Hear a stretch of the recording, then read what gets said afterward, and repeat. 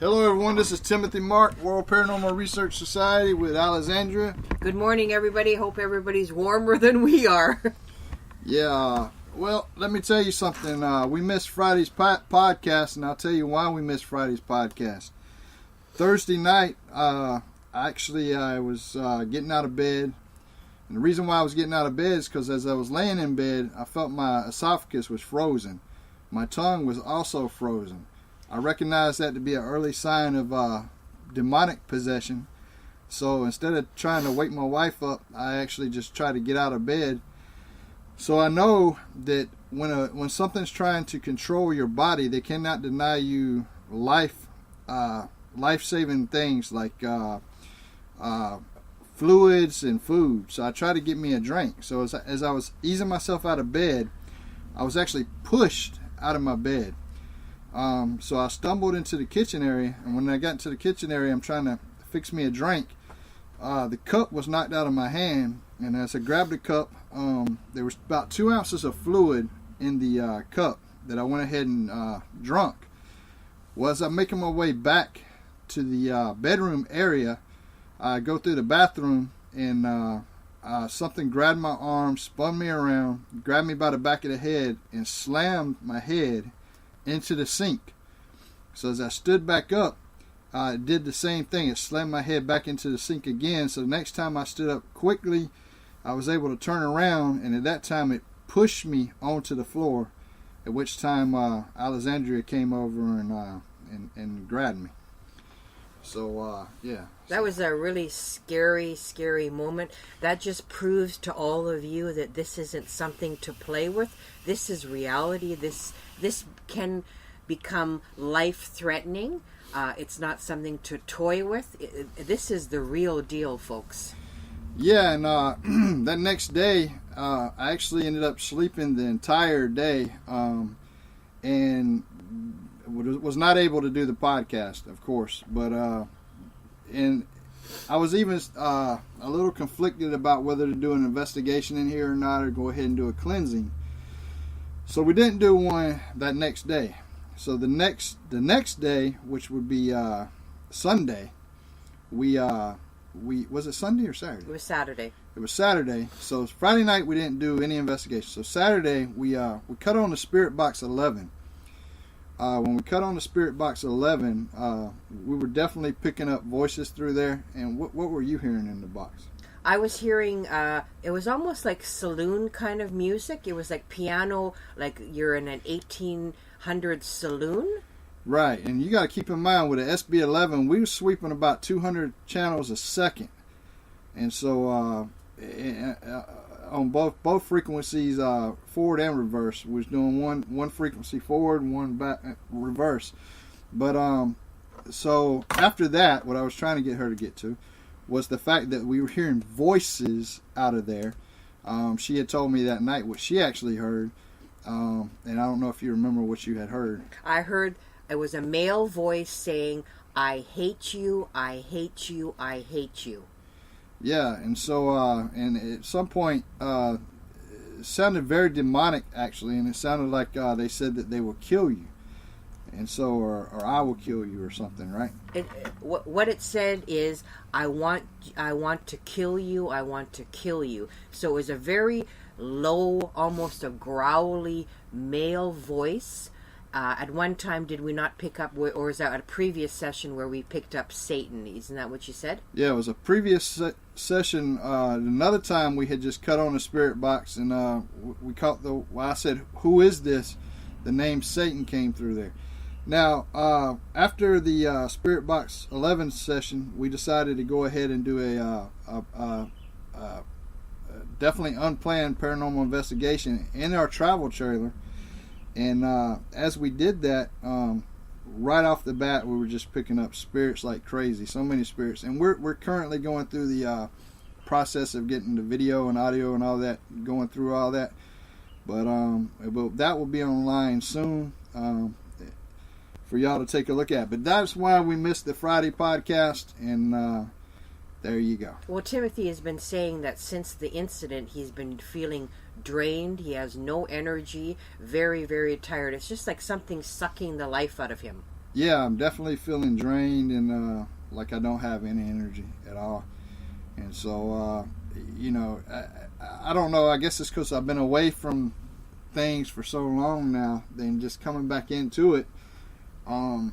Yeah, they're definitely after me for sure. For whatever reason, nothing has affected Alexandria at all. Nothing's touched her. Well, except for last night. Remember, I told you that there was a guy that was bothering me last night. He was touching my feet, and I always see somebody sitting on the couch. And last night he was pacing back and forth. Yeah, and it's definitely the interesting thing about the video that we shot, the night vision video recording that we have, is right where I was attacked at. If you pay attention in the video that we will be uploading soon, well, I think it'll probably be uploaded by tomorrow.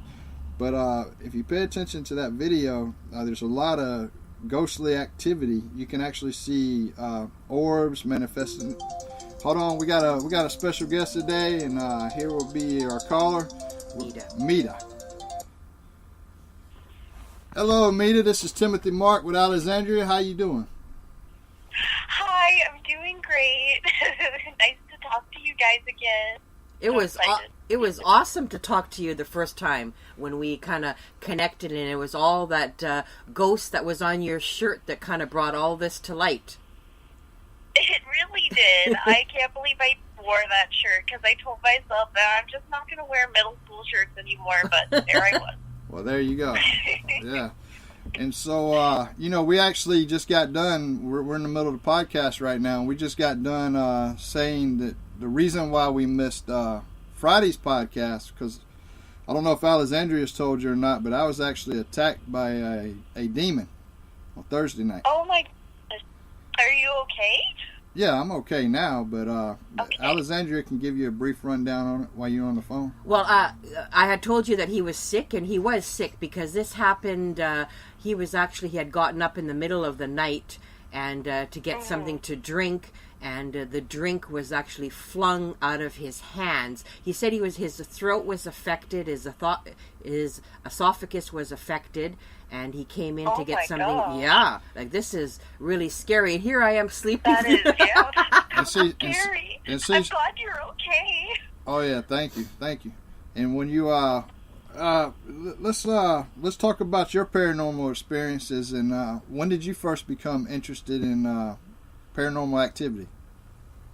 Well, most of my family has been interested in paranormal activity since I can remember. We were always into, shows on Discovery Channel or anything, which most of them turn out to be fake anyhow. But I've had a couple of paranormal experiences myself, just weird things that I can't explain. I remember this one time where I shared a room with my sister whenever we were together, and for some reason, something I just was staring at, nothing, basically.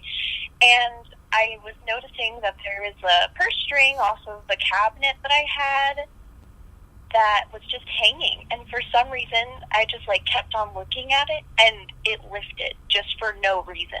And nothing in my life I've ever expected to, see something move without any reason why. It lifted while it was hanging. And so, immediately I was just shocked. And so I stared at it a little bit, and I was like, oh my gosh. And then I called for my sister. I was like, hey, look, come and look at this. And then all of a sudden, in front of both of us, it lifted again, like it was trying to prove itself or something. But that was probably the most, even though it's not as intense, it is, one of the most weirdest things that I just can't explain. Wow. Yeah, that's do you think that you moved it yourself with your mind, or do you think something else moved it? I would love to say it was me, but to be honest, I just can't give myself that credit. Yeah. Well, go ahead. Do you think maybe it was something to do with the home that you were living in, or do you know if it was an older home, the environment? To be honest, I feel like it wasn't just the home. I don't know if it was the environment. Me and the rest of my family all kind of like dipped into the occult a little bit. Maybe not in the safest way at the time. Now hold on, wait, hold on. Whoa, Sure. okay. Hold on. Let me ask you a question. When you say dipped into the occult, like what kind of things were you doing? So we did play with the Ouija board a little bit. Uh-oh. And Red at flags. the time, the board... Oh, wait, say that again? Red flags on it. I know, yeah, that is a red flag. But we did play with it for a little bit. And we would just have our own EVP sessions, but we didn't have the greatest recorders, so you really couldn't hear anything. But Hey, honestly... let me just say right there for the people listening out there too. If you think back to the 70s when people were using recorders, even a cell phone recorder is way more advanced than the recorders they were using in the 70s. So all you need is the editing software. Like you can download for free on your laptop or on your cell phone a voice analyzer that does. Oh yeah. And you can use any type of recorder, but you want to definitely supply a white noise. Okay. And so white noise. They have a white noise app on a lot of phones that you can use, and I definitely recommend that as well. Clyde Lewis actually he uses a black cube box, and he runs everything through his iPhone. But go ahead, I'm sorry. Ooh. Okay, that sounds awesome. I would have to try that. But yes, actually I kind of forgot where I was at. You're talking about the Ouija board sessions. Oh, yes. It was kind of weird because it was specifically, I didn't play it with my siblings. It was only with my mom. And for some reason, just, it worked. It didn't really, everything was mumbo jumbo though. Nothing really tied together. I think at one point I came across a Zozo thing, and then I think at one point I came across either it trying to spell my name or something, but it was always mumbo jumbo whenever we played it. But it worked. And we do a little bit of tarot and some more things, but and I feel like those things really brought us to be more connected. And now, what kind of tarot deck do you use? It's actually, I got mine from a tattoo shop. I used to have my mom, which was a gift from my mother, but it has like an Egyptian print on it, so I'm not sure what that's called, but I used to have the classic version. Okay, well, Alexandria, she's a rune reader, and I don't know if you know what rune ancient Viking rune symbols is. That is amazing.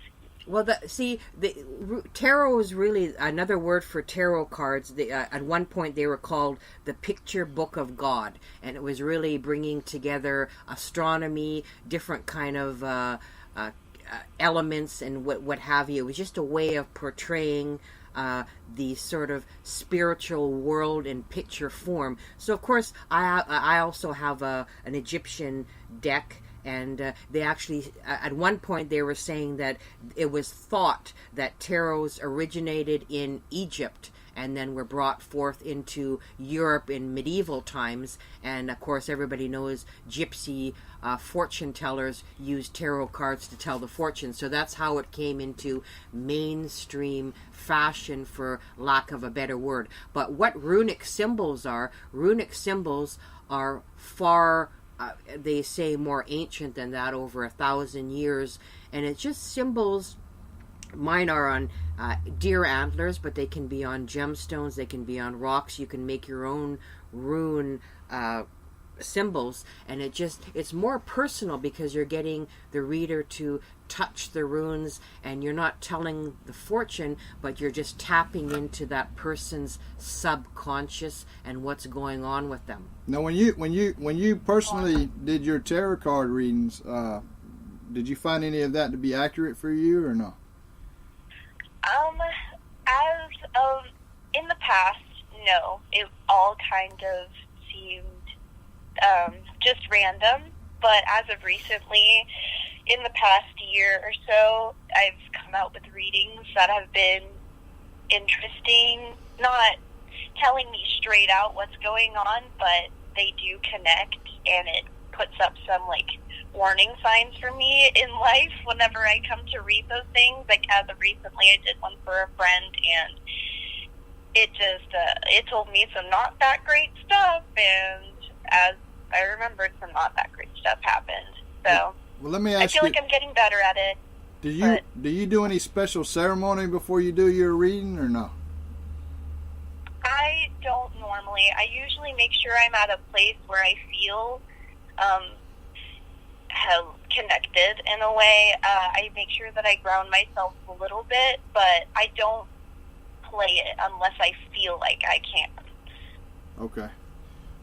Well, yeah, I'd definitely say that messing with tarot cards and doing Ouija boards definitely open up your sensitivity to the paranormal world. Do you have you ever seen any apparitions or anything like that? Unfortunately, no. Never seen an apparition. I've never actually seen anything. I could say the closest thing I've seen is, like, you know, that dark corner of the bedroom that just never seems right, but you know, other than that, I haven't really seen anything, unfortunately, even though at the same time, I really don't want to see anything, because you never know. Well, it's actually the fear of the unknown. Most of us have a fear of the dark that's been instilled since a small child. The boogeyman under your bed, or looking in a closet when it's dark. I mean, that's something that we're socially prone to. But I would recommend to you that if you're using tarot cards on a regular basis, grounding yourself is great, but I would actually, prior to touching any of those, we call them divination tools, is that really set up a magical circle or a force field where you're sort of doing a little prayer and you're envisioning yourself in a white light before you're actually doing any of those things, and then, you know, do what you need to do, and then after, when you're finished, close that magical circle, because as we all know, a Ouija board can be a gateway, and if we don't know how to close that gateway, you can end up in severe problems in regards to negative forces coming through that disguise themselves as nice entities. Well, let me ask you this question, because you're going to come with us on a paranormal investigation, so you're definitely going to see some apparitions. I know, I'm so excited. It's about time in my life, but, you know. Yeah, a lot of people tend to run when they finally see something up close and personal for the first time. They actually get very afraid and they run away. I don't know if I'll be one of those people, but if I am, I apologize in advance. But I really want to see something. I feel like it's good for me at this point. I think what I could that would be good, but I think what I could recommend to you too is that prior to any of this is that, you know, drink a lot of fluids, and if you believe in a certain higher power, I would hold that belief system very strong, because you know, that will protect you. And even do you burn sage at all? Do you use smudging techniques at all? Actually, I don't, but my roommate does. And the last time she cleansed me, it was amazing, and I feel like it worked completely. So, I don't, I should, but I know someone who does. Well, that is awesome. And she's also going... Or I would recommend, too, is that you can do a cleansing system of lampada with an egg. And what you're doing is that you're taking a large egg and you're just rolling it on all levels of your body. And then once you've taken, it's a form of cleansing, you're going to roll the egg all over, and it's not a hard-boiled egg, it's just a regular egg. You're going to roll it on every orifice of your body, and then you're going to throw it in a river or a running water source. So any negativity that you have, you could even do that after the investigation, so you're not going to be carrying things throughout, you know, weeks to come. And then throw the egg in a running source of water. And I'll be honest. That sounds good. I'll be honest with you. This is the first time. I've been doing this for 10 years, and this is the first time I've been attacked as far as scratch and stuff like that, and I've been pushed. but this is the first time I've been so violently attacked by something. So what she was saying, definitely have your faith in order. Like if you believe in God, make sure that you pray to God, have everything in order so you can protect yourself. Because once you're not protected, which I believe that I definitely had lost my source of protection, that's why I was finally attacked so violently. Got it. Yeah. Alrighty, that's actually some great advice, because as of recently, I have been having trouble knowing what to believe in or getting in touch with anyone specifically. It's important to, whatever your faith or your belief system is, if you believe in a higher power, even if you meditate a mere 3 minutes a day, and it's recommended that you meditate in the morning, not in the evening, even if you're just grounding yourself and you're envisioning yourself in a white light, closing your eyes and just getting into the zone for a minimum of 3 minutes a day, you're going to notice a huge difference in the positivity of your day, and you're going to strengthen, we call it your psychic armor. So prior to going into this investigation, make sure that your armor is nice and shiny, and you're going to be at full capacity, because negative forces and energy will know where your weak spot is, and you might be sick for days after that and not realize why you're sick. Now, how much more time do you have? I know you have class this morning, correct? Oh, yes, I do. I can stay for a little longer, to be honest.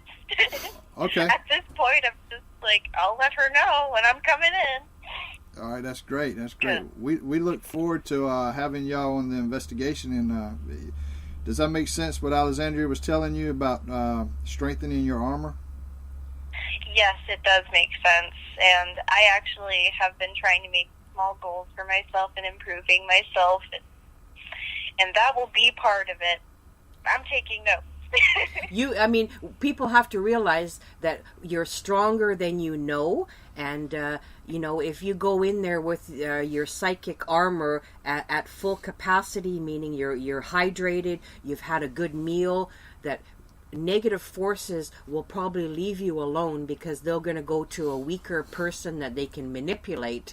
And it's just we can overcome anything. The power of the mind is such a very powerful, untapped source. It's just that we need to know how to feed it properly, how to spiritually feed it properly. Awesome. And we all have that capacity. We're all born with that capacity. It's just a lot of us don't know how to tap into that source of energy. Mm-hmm. Well, I feel like a lot. Oh, sorry. No. Go ahead. Oh, I feel like a lot of people just don't get the chance to do this because they just get so caught up with things in their lives. But I feel like it's actually important for a lot of people to know, because they have no clue how much it makes you feel better in general. I don't know. That's just my opinion on it. Well, the reason why we do what we do is because there's a lot of people who are suffering from demonic possession, infestation, and things of that nature. And we do this to help those people live a more, let's say, happy life, peaceful life. And so when we typically go into an investigation, I'm really trying to be the less protected out of everybody on the crew, because I want whatever's demonic in there to come to me, but I want it to come to me for a specific reason, so it does not hurt anybody else. I see. But it can become dangerous too, because at several of our past locations, Timothy can even tell you that I've been taken over by entities, and it can become dangerous if you don't protect yourself, or if you're physically and mentally weak. Death can even occur, or you can become crippled, or a stroke or a heart attack. So the dangers are real. Mm-hmm. They are. And these TV shows out there, they show a lot of things, but they don't really show the protections that people go through, because it's just like anything, any kind of a job that you're going to. If you're not protected, or if you're not aware of the potential dangers, you're setting yourself up for failure, because you're walking into a psychic minefield where it could literally destroy your life. Well, to be honest with you too, the problem with the TV shows, and we were just contacted by a major production company, the one that did the Long Island Medium and the Diesel Brothers mechanic show, and they wanted us to be on television. Well, the problem with being on television and doing an investigation is that you have to do it their way, and the way that they want it done is they want to see you scared on camera. And as paranormal investigators have been doing this for 10 years, we've seen a lot of stuff, so we don't really get scared on camera. But a lot of the television programs is part acting and part factual. Exactly, which is something that I have an issue with. Like, I want the real thing. Well, we talked to a lot of people when we talked to recently a bus driver that said that same fact, that, he's sort of tired of these shows where people are screaming and you see one orb and it's almost like winning the lottery. But in reality is that people actually want to see the evidence, because it's the evidence that makes the difference. And we travel all around the world, and when you meet pilots and bus drivers, they definitely have their own idea on what they would like to be seen, but then the production companies want you to be an actor, pretty much. And I think people have to realize, too, that your body and your mind is your greatest tool. You can have all these electronic gadgets coming out of your yin-yang, but if you're not picking up actual evidence, what good is it? Exactly. And there's vibrations everywhere around us. But what we would like for you to do is tell us another ghost story that's happened in your family or with you personally.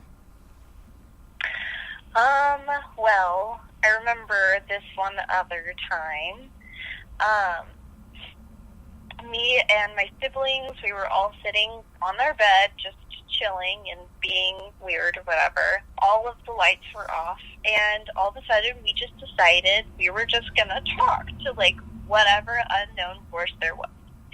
So, which is probably not the greatest decision to do whenever you're 10, but we did it.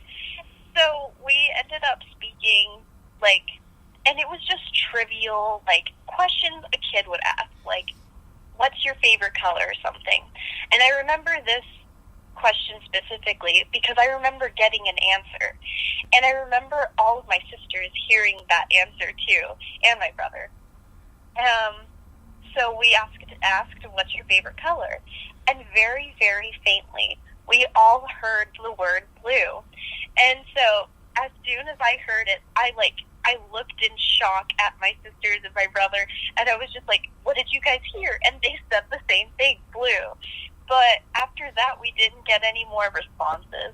So it's been little things over the years. I'm not sure if I remember any more, though. That's okay. The future's going to hold the most major one for you when you come join us on the next investigation. That is true. So I would recommend to you that get a lot of rest. Tap into your, but the biggest thing is go in with an open mind and just be prepared for the unexpected. Because if you have that in your toolkit, be prepared. And if you have crystals, put a crystal in your pocket. I a lot of times I bring a crystal or a gemstone in my pocket for protection. You can use a little piece of amber or amethyst in your pocket, and that will protect you. But definitely that day I would highly recommend doing a meditation of some kind and asking for you to be surrounded by positive energy and, again, open-minded. Alrighty. Do you have any questions for us about anything, or? I wish I had more questions, but I don't. You guys pretty much covered all I need to know for the next time I see you guys, which is exciting. But I think, you know what, that little ghost shirt that you were wearing was a meeting that was meant to happen. You always say, things happen for a reason. So you meet people in your life, or they cross your paths for a reason. And you know what, our conversation that we had, and we're not going to name where you work, but you even said where you worked, you thought it was haunted where you work. Oh, yes. Well, I never had any experiences, but where I work, there's a lot of people who just, they know there's a ghost. There's some kind of ghost. And there's 3 different types, I think. There's like a little boy, an old woman, of course, and there's another one that I don't quite remember. But from what I heard, I mean, this is kind of a note, but they would just like toss stuff around on the floor, apparently, switch things around to like things that nobody would really expect. Like nobody would do themselves. It's That's almost what I mean. It's And almost, it would be whenever customers aren't there. Sorry, go ahead. no, sorry, I'm biting it. It's poltergeist activity, I guess you're trying to say. Yes. Just moving things around. Not in front of their eyes, just they seem to find things. Yeah. Well, that's good. That's good. Well, I hope we'll be seeing you this. What is it? About another week or two? About a week and a half, yeah. About another week and a half. So just stay. Oh, yay! Just stay in touch with Alexandria, and she'll keep you updated on everything.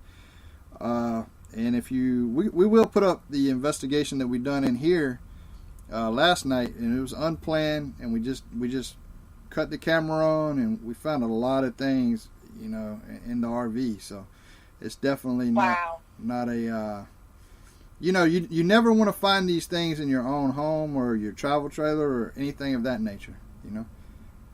Of course. But you know what? If you have any questions prior to a week and a half, always you can drop me a line, and I can help you out in any way. And like I said, there's no such thing as a silly question when it comes to the paranormal. We love questions, and we like to help people. That's what our goal is, to help people and help educate people. Yes, thank you so much for that. Yeah, and thank you for joining us, and we'll definitely be in touch with you. Alexandria will be in touch with you later on today, and we want to wish you good luck in class today. Yes, thank you guys so much for inviting me. You're welcome. You're welcome, and thanks for bringing all the positive energy. Have a great day in class, and I will send you a link to the podcast. Awesome. Thank you so much, you guys. Thank you. Bye-bye. Bye. Okay, yeah, so she sounds like she's somebody who's definitely interested in doing this type of work for sure, huh? Very open-minded, which is a key factor. Very positive, enthusiastic, high energy, and I think that's bonus. And you're going into any kind of paranormal situation with the right energy. Well, what I like to say too is we're called World Paranormal Research Society, and what we try to do is we implemented an affiliate program not too long ago. So we're not going to be in Texas forever. So maybe, who knows, her and her roommate can be affiliates and handle locations down here for us. You never know. The possibilities could be endless. I mean, the more that there's people that join, that help educate, and the truth is out there, I think it's awesome, because what we're finding in our current surrounding or location, that there's a lot of paranormal activity, and it just I think it would be awesome. Yes. Is there anything else you want to cover? We're not going to talk about a DMT gland today because we don't have time. It's going to take a little bit longer. Well, you know more than I do, but I mean, I know just part of it. But I think it's important for people to know out there the real dangers. And you know what? TV shows make it look very glamorous, and it's just awesome. Everybody looks good on camera and everything, but you have to be aware of the dangers. It can ruin your life. I mean, we're not doing a TV show. We're living it and breathing it every single day. And if you would see Timothy's nose on his attack, that's the reality of how serious it can become. Yes, for sure. And not to say that we won't ever end up it's something in one of the television deals, but here's what you got to realize is that we do this to help people. And we don't like being told in a contract that you have to act this way or that way or this way. Now, there is a possibility that we may be on A&E or Discovery in March sometime. I'm not sure if we're going to end up doing that or not, but we'll definitely keep you posted on that. I know that we've had a lot of problems just in our travel trailer as far as the spirits and stuff like that. We already did one cleansing session. We're going to do another one. And yeah, but you were attempting to film, and the camera just shut off. Oh yeah, let's talk about that. When we started to actually film with the night vision camera, it said a low battery and it was cutting off. Here's the interesting part of that is it was plugged into the outlet. The camera was actually plugged in, and it said bye-bye and cut off. And so we were having all kinds of problems trying to get the footage up. We're not going to put up a full-blown investigation because it was definitely unplanned, but we'll put up enough evidence for you to see how much spiritual activity is actually in here. And I will say, for the first time after 10 years, I was questioning whether I want to continue to do this line of work or not. So that's where I am with it. So, Continue. I mean, that kind of took me for a loop because I never expected those words to come out of his mouth, because a lot of times it would be the reverse, that in a lot of the severe negative locations that we've covered in the past, you question what you're doing and the reasons you're doing it for. And Timothy has always told me that he's prepared to die for his research. This is a prime example where it got serious. And to see it's gotten serious before. I mean, we've been pushed, like in the Bowman family home, we got pushed. We've been scratched in the Murray house. We've been scratched in other locations where it drew blood. But I don't think what people can even realize that when I actually walked into all right, first off, let's rehash this story a little bit, okay? All right, I awaken at night because I can't swallow. My throat is completely froze. That's a sign of early demonic possession. They try to take over your body, and the first thing they try to take over is your throat and things of that nature. My tongue would not move. So I ease up out of the bed because I did not want to touch Alexandria so that I might contaminate her with whatever I had. So as I'm coming out of the bed, I got pushed from behind. So I make it into the kitchen, filling my cup up, and bam, the cup gets knocked out of my hand. I managed to get about 2 ounces of fluid in me before walking back to the bedroom. Now, going in the RV, you have to go through the bathroom to get to the bedroom. Well, as I'm in there, something grabs my right arm, twists it behind my back, and I could feel the force coming from the back of my head as it slammed my face into the sink. I stand up, and it slammed me back in there again. As I stood up the third time, I was able to make my way free and turn around, and then I was completely pushed with great force. So I don't know what's happened, why now they're able to touch me and control my body at such with great force at this time.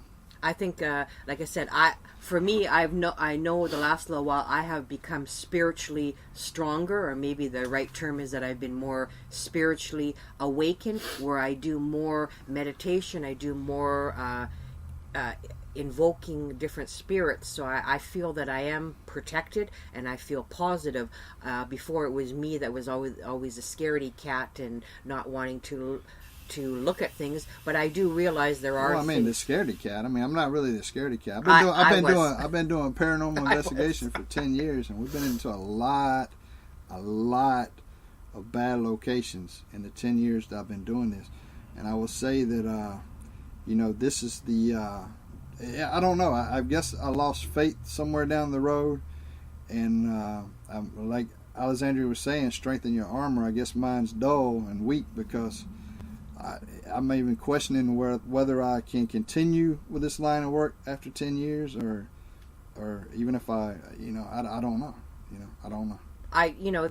You've always said to me that it's very, very important for you to help people and to bring the reality of paranormal research to the public, because people just see the Hollywood version TV movies, but there's more that goes on behind the scenes on what goes on in the paranormal world. We have to remember we are continually surrounded by the spiritual world. Some of us can see them and most of us can't, because we're so dumbed down by the stresses of everyday life that we can't see the nose in front of our face, as the saying goes.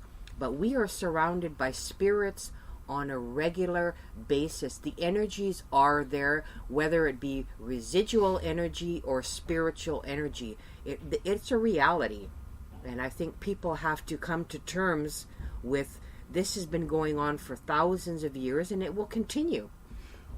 Well, I will say that, me and you've talked about doing other projects like films and things like that, like historical films. And, I'd say that I'm probably looking forward to more of that side of it than continuing with this. But who's to say that attitude could change after we do our next investigation? I don't know, even though inside here it was considered our next investigation because we did like an unplanned one. But I don't know. And you're talking about helping people, but I mean, how many people can we help, really? Well, it's a passion. It's a life's work. I mean, you're trying to bring the unknown to the known. I mean, it's in your blood. I think for you, it's just been desensitized a little bit. And I think once you get into investigations full swing, that passion, the adrenaline rush will come back to you, because that's what it really is. It's a spiritual adrenaline rush. And I mean, We've covered a lot of locations. We've uncovered the Goat Man. A lot of things that people would have nightmares about for the rest of their lives that, we've uncovered. So, I mean, that's something to be proud of. I mean, there are entities out there that can harm people. Well, yeah, we've gotten the best evidence, I think, of any paranormal investigators out there. Not just the Goat Man, but if you go back and you look at the video, the Austin Pizza Garden, where we caught on film for the first time in thousands of years. Nobody's caught this on film. It was an interdimensional being, which actually was found on cave drawings in South America. Well, ancient cave drawings are always depicting individuals that have helmets on them for thousands of years. So the ancients have had these visitors for thousands of years. So the evidence is there. I mean, they wouldn't have drawn a cave drawing just for the fun of it, because unless they had seen this interdimensional traveler with a helmet on, how in the heck would they know that to draw that? And then there's actually been batteries that have been found that are thousands of years old. It's just amazing on what has been uncovered and has actually been buried and it's been suppressed. Well, look at Tesla. Tesla, she's talking about batteries. He invented really wireless electricity. He's the first one to ever invent that. And, he was...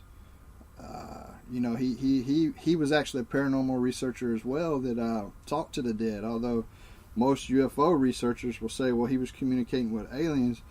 I think he had an understanding that he was communicating with both aliens and the dead.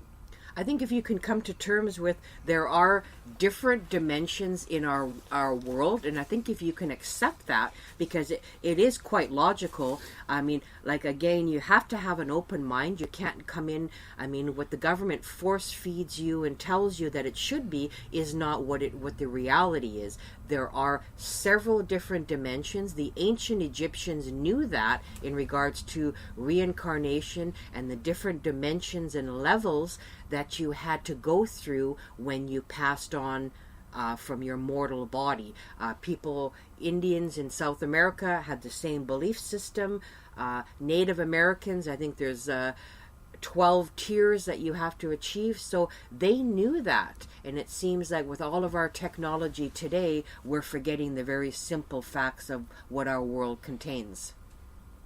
So with that, with all the personal issues that we're dealing with ourselves, we're going to wrap this one up a little short today. And we'll be back. Our shows are Monday, Wednesday, and Fridays.